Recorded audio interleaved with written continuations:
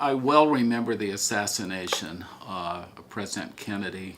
I was 20 years old. I was working here in the biology department at Washington and Lee. In fact, I was washing test tubes.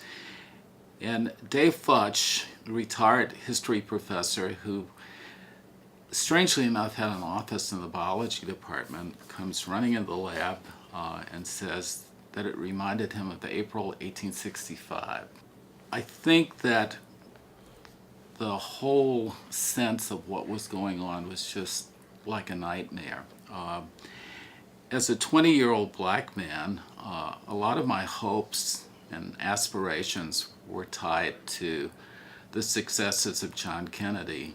John Kennedy had been reluctantly pulled along by the civil rights movement, and a lot of black people at the time had great hopes that the Civil Rights Act of 1964 was going to become a reality, even though Kennedy's initiatives, like the Civil Rights Act of '64, were pretty much stalled in Congress.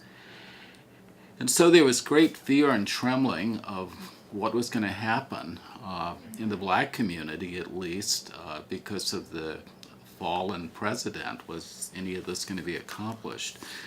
Was Lyndon Johnson going to be up to doing this? And of course that ended up being a pleasant surprise.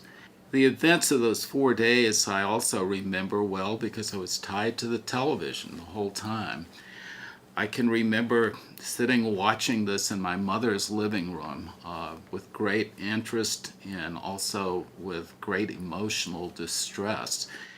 It's almost incredible when I think about those events, but not as a historian, but just as someone who lived through them.